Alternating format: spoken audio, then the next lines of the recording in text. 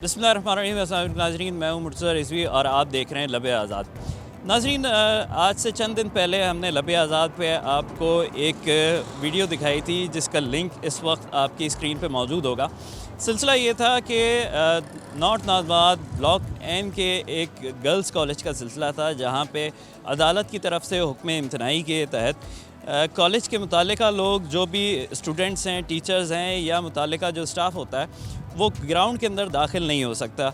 और इसका सिलसिला ये था कि यहाँ पे कॉलेज के ऊपर एक ग्राउंड पे तनाज़ा था और तनाज़ा बढ़ते बढ़ते जब अदालत में गया है तो वहाँ से हुक्म इम्तनाई दे दिया गया। इसके बाद सिलसिला ये है कि तकरीबन 800 से 850 बच्चियाँ हैं वहाँ पे जो इनरोल्ड हैं और उनका जो तालीमी साल है वो ज़ाया होने के दर पे है, क्योंकि हुक्म इम्तनाई के बाद कॉलेज के अंदर कोई भी दाखिल नहीं हो सकता है। और क्योंकि एक ही प्लॉट है, ST7 उस प्लॉट का नंबर है, और जब ये सिलसिला है तो वहाँ पे जितने भी कॉलेज के ये तालिबात थी, इनके इनरोलमेंट जाने थे। 24 तारीख को इनकी इनरोलमेंट जानी है, 25 तारीख को, और तमाम फॉर्म्स वगैरह इनके दफ्तर के अंदर मौजूद हैं कॉलेज के अंदर, जहाँ पे किसी का दाखिला नहीं हो सकता। तो इनका तालीमी साल बिल्कुल एक ऐसे दोराहे पे आके खड़ा हो गया है कि अगर ये कॉलेज के अंदर दाखिल होते हैं तो इनके ऊपर कंटेम्प्ट ऑफ कोर्ट लग जाता है, और अगर ये अपने पेपर्स जमा नहीं कराते, फॉर्म्स जमा नहीं कराते, तो इनका तालीमी साल ज़ाया हो सकता है। ऐसी सूरत में अब ये सरापा एहतजाज हैं। पिछले 3 दिन से ये मुख्तलिफ़ सड़कों के ऊपर इसी तरीके से अपने एहतजाज को रिकॉर्ड करवा रही हैं बच्चियाँ, और साथ साथ इनकी जो तालीमी सिलसिला है उसको भी सड़कों पे ही इनके टीचर्स इनके साथ मौजूद हैं। पेरेंट्स यहाँ पे मैं उनको सलाम पेश करूँगा कि बच्चियों को वो सड़क के ऊपर एहतजाज करने के लिए भेज रही हैं। लेकिन सिलसिला ये है कि इसके ऊपर जो मुतालिका इदारों ने अदालत आलिया ने जो नोटिस लेना था, अभी तक वो सिलसिला नहीं हुआ। मुख्तलिफ़ सियासी जमातों ने वादे तो बहुत किए हैं इनके साथ, लेकिन अभी तक कोई भी सिलसिला आगे नहीं बढ़ सका, जिसकी वजह से ये 800 बच्चियाँ तकरीबन एक तज़ब्ज़ुब का शिकार हैं कि आगे इनका जो करियर है उसके अंदर आगे किस तरीके से ये बढ़ सकेंगी और अपने इम्तिहानात दे सकेंगी।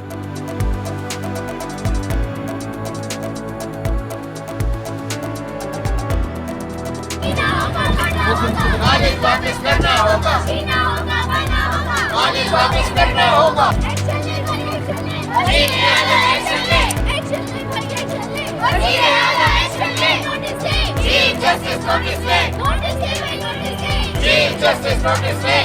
बच्चियों को पढ़ने दो, बच्चियों को पढ़ने दो, तालीम पहले, बाद में।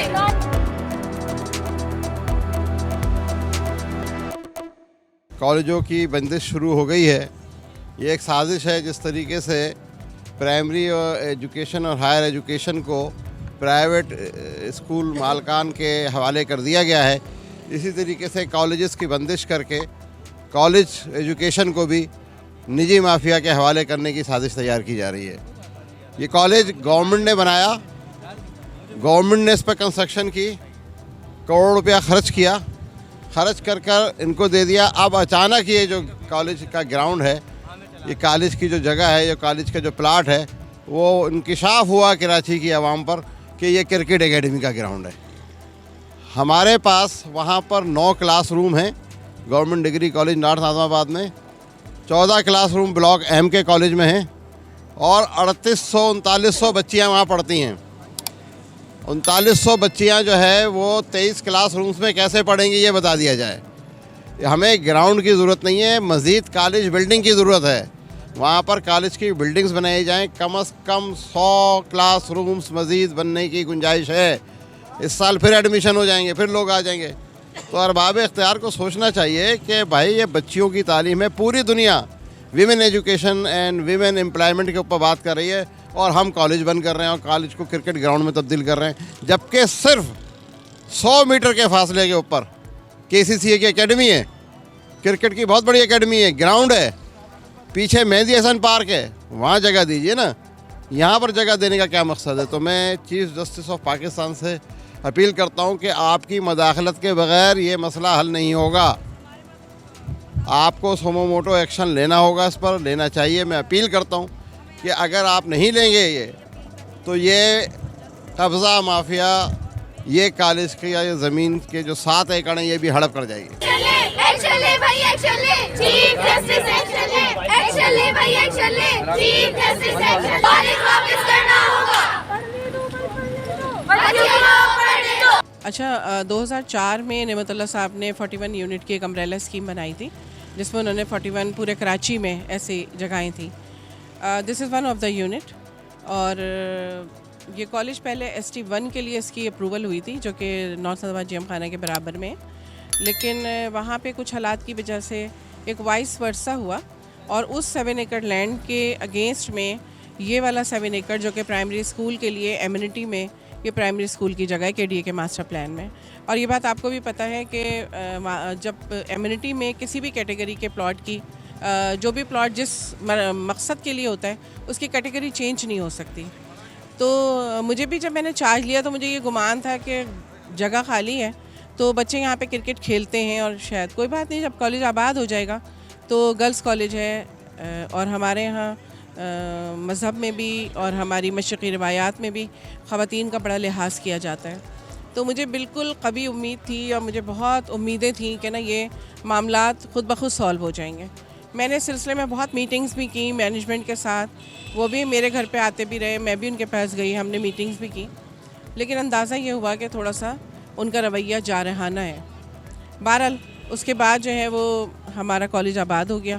पहले साल हमें एडमिशन नहीं करने दिए गए, हमारे सारे बैनर्स फाड़ के फेंक दिए गए। सेकंड ईयर जब CCAP के एडमिशन थे तो 450 बच्चा CCAP में नॉर्थ हैदराबाद के इस कॉलेज में पहला बैच हमारा एक प्रॉपर बैच आया। उस प्रॉपर बैच में 450 बच्चों का जब एडमिशन किया, जब बच्चों ने कॉलेज से रब्ते करने शुरू किए अपनी लिस्ट आने पे, तो बाहर से ही इन्होंने ये कह के उनको रवाना कर दिया कि ये कॉलेज बंद हो चुका है। मुझे 1 साल पहले मैं ये सब भुगत चुकी थी, तो फिर हमने एक स्ट्रेटजी बनाई और हमने वहाँ पे एक बैनर लगाया कि जो बच्चे भी ब्लॉक N में एडमिशन हुआ है वो ब्लॉक M से रब्ता करें। तो लिहाजा बच्चे जो है ना वो ब्लॉक M में आ गए सारे और हमने वहाँ बैठ के एडमिशन कर लिए। और आप अंदाज़ा लगाएं, हमने बड़ी कोशिश की लेकिन हमारा बच्चा 4 महीने कॉलेज के अंदर नहीं जा सका। 9 फरवरी को पहला दिन था जब हमने कॉलेज में कदम रखा। वही हुआ जिसका हमें डर था, क्लैश हुआ। उसके बाद DC साहब भी आए उठ के, पेरेंट्स ने बहुत हंगामा किया, बच्चों को बार बार रोका जाता था। बार दफ़ा बच्चों के जब कॉलेज शुरू होने का टाइम होता है, देखें स्टाफ भी थोड़ा लेट आता है, यानी अपने टाइम पर आता है। मिसाल के तौर पर 8:30 का कॉलेज है तो स्टाफ 8:30 से पहले आता है, लेकिन बच्चा बाज़ दफ़ा कोई पेरेंट जा रहे होते हैं 7:45 बजे भी आ जाता है, 7:30 बजे भी आ जाता है, कॉलेज है ना। तो वहाँ पे ड्रोन कैमरे लगा लगा के और बच्चों की तस्वीरें उनको डराया गया, तो वो बहुत बच्चा हमारा ना भागना शुरू हो गया। कितने पेरेंट्स ऐसे थे आप यकीन जाने। मुझे एक पेरेंट के अल्फाज आज तक याद हैं। मैंने उनको कहा कि ये आप रोज़ाना आते हैं यहाँ तो आप क्यों बैठ रहे थे, आप चले जाएं वापस। दोनों मियाँ बीवी आते थे। तो वो कहने लगी कि ना मुझे डर लगता है कि यहाँ पे APS जैसा सानेहा ना हो जाए, क्योंकि यहाँ पे शुरू से ना बहुत झगड़े हैं और मैडम हमने गलती की, हमने यहाँ पे एडमिशन ले लिया, इससे तो हम ना पढ़ाते। आप देखें ये हम क्या मैसेज पास कर रहे हैं अपनी नई नस्ल को, नई जनरेशन को। बहरहाल खैर उसके बाद ये हुआ कि जब इतनी धमकियाँ मिलने लगी तो हम कोर्ट चले गए, प्रोटेक्शन का केस फाइल किया स्टूडेंट्स के लिए और अपने लिए।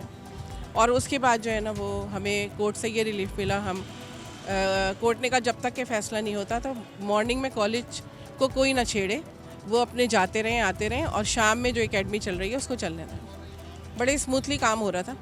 लेकिन उसके बाद ये हुआ कि अचानक से एक खामोशी से नवंबर में एक और केस फाइल किया गया और उस केस में एक दूसरे बेंच थी, उसमें उनको कुछ इस तरह से बताया गया कि शायद ये 2 अलग अलग सेपरेट प्लॉट हैं। तो ज़ाहिर है उसमें फ़ैसला ये आया कि गवर्नमेंट कॉलेज जो है वो ST7 को यूज़ नहीं कर सकती, उसकी वजह से हम बाउंड हो गए हैं। तो अब हम लीगल अपनी कार्रवाई की तरफ तो जा रहे हैं आगे इंशाअल्लाह ताला। आगे आपका क्या इरादा है, क्योंकि आपने एक प्ली तो लगानी थी इसके ऊपर, तो अब तक आपने प्ली लगाई नहीं है? प्ली लगा रहे हैं। देखें बात फिर वही है कि पता नहीं कहना चाहिए या नहीं। मैं कमज़ोर हूँ, मेरे पास इतने पैसे नहीं हैं, तो बड़े वकीलों की लड़ाई के लिए ना मुझे बड़ा फेस देना था, तो मुझे कहीं ना कहीं से पैसा अरेंज करना था। तो ज़ाहिर है मैंने अब किसी तरह से मैं कुछ कहना नहीं चाहती। बहरहाल मैंने कहीं से पैसे अरेंज करके, और मैंने कल ही मेरी वकील से बात हुई है, इंशाअल्लाह ताला आज नहीं तो कल इंशाअल्लाह हम लगा देंगे, उसके एक अर्जेंट एप्लीकेशन लगा देंगे।